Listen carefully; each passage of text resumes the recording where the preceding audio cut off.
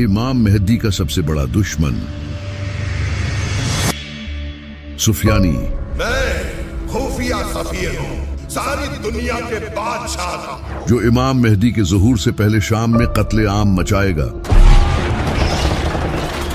ये इमाम अली अलैहिस्सलाम के चाहने वालों को कत्ल करेगा। लेकिन आखिर इसका ज़ुहूर होगा कैसे, और क्या आज के टाइम में सुफियानी आ चुका है? चले जानते हैं। सुफियानी के बारे में जानने से पहले हमें शाम के बारे में जानना होगा, क्योंकि हदीसों में जब भी सुफियानी का जिक्र आया है तो इसके साथ शाम का नाम भी लिया गया है, क्योंकि सुफियानी का ज़ुहूर शाम ही से होगा और क़यामत से पहले शाम की इम्पोर्टेंस बहुत ज्यादा होने वाली है। नबी सल्लल्लाहु अलैहि वआलिहि वसल्लम ने फरमाया था, शाम में बरकत है क्योंकि इस पर फरिश्तों ने अपने पर फैलाए हुए हैं। इसके अलावा नबी सल्लल्लाहु अलैहि वआलिहि वसल्लम ने ये भी फरमाया था, मेरी उम्मत का एक गिरोह हमेशा हक के लिए लड़ता रहेगा और अपने दुश्मनों पर गालिब रहेगा, और वो गिरोह शाम ही से होगा।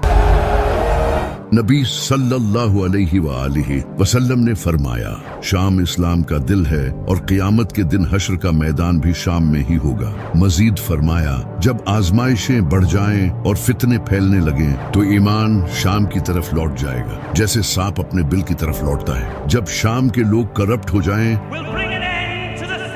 तो समझ लो कि तुम में कोई भला इंसान बाकी नहीं रहा। ये तमाम हदीसें नबी सल्लल्लाहु अलैहि वालिहि वसल्लम ने शाम के बारे में फरमाई। लेकिन आखिर शाम इतना इम्पोर्टेंट क्यों है, ये जानने के लिए हमें थोड़ा पीछे जाना होगा। जब शाम में आज का फिलिस्तीन, सीरिया, जॉर्डन और लेबनान जैसे रीजन्स शामिल थे और इस पूरे इलाके को शाम कहा जाता था। हजरत इब्राहिम अलैहिस्सलाम जब इराक छोड़कर शाम आए तो वहीं रहने लगे, जिसका जिक्र कुरान में भी है। हमने उसे और लूत को इस सरजमीन तक पहुंचा दिया जिसे हमने तमाम कौमों के लिए बरकत दी है। इनके बाद अल्लाह ने हजरत मूसा अलैहिस्सलाम को भी हुक्म दिया कि वो बनी इसराइल को साथ लेकर शाम जाएं। हजरत मूसा अलैहिस्सलाम के बाद हजरत ईसा अलैहिस्सलाम भी फिलिस्तीन में ही पैदा हुए, जो कि उस वक्त शाम का हिस्सा था। इसी वजह से शाम को नबियों की सरजमीन कहा जाता था। लेकिन फिर शाम रोमन एम्पायर के अंडर आ गया और पूरे शाम पर रोमन्स की हुकूमत कायम हो गई।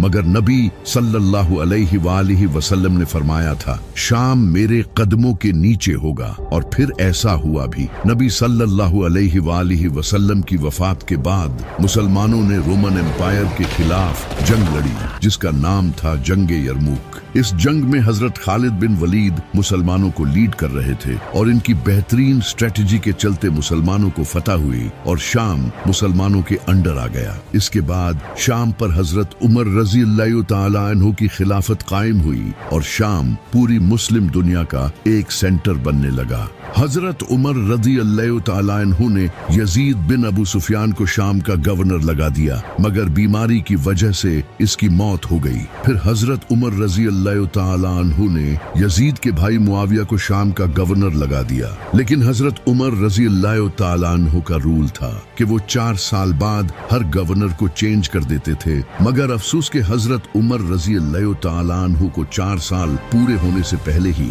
शहीद कर दिया गया। इनके बाद हजरत उस्मान रज़ी अल्लाह तआला अन्हु खलीफा बने और वो मुआविया के कबीले के थे, इसलिए उन्होंने 12 साल तक मुआविया को गवर्नर की पोस्ट से नहीं हटाया। इन 12 सालों में मुआविया ने बैतुलमाल का पैसा लोगों में बांटकर पूरे शाम पर अपना कंट्रोल स्ट्रॉन्ग कर लिया और शाम के लोग इसे अपना लीडर मानने लगे। मुआविया बैतुलमाल से पैसा चोरी करके लोगों को देता था और लोग इससे खुश रहते थे। फिर जब हजरत उस्मान रज़ी अल्लाह तआला अन्हु को शहीद कर दिया गया तो इमाम अली अलैहिस्सलाम खलीफा बने और उन्होंने मुआविया के खिलाफ जंग की, मगर मुआविया ने धोखे से सुलह कर ली और बाद में इमाम हसन अलैहिस्सलाम के साथ भी एक एग्रीमेंट किया, क्योंकि इसने पैसे देकर कई गवर्नर्स को खरीद लिया था। फिर इमाम हसन अलैहिस्सलाम को जहर देकर शहीद कर दिया गया और इसके बाद पूरी हुकूमत मुआविया के कब्जे में आ गई। इसने सारे गवर्नमेंट रिकॉर्ड्स और खजाने दमास्कस शिफ्ट कर दिए। इसने बहुत करप्शन की और इमाम अली अलैहिस्सलाम से दुश्मनी की वजह से इनके चाहने वालों को कत्ल करना शुरू कर दिया।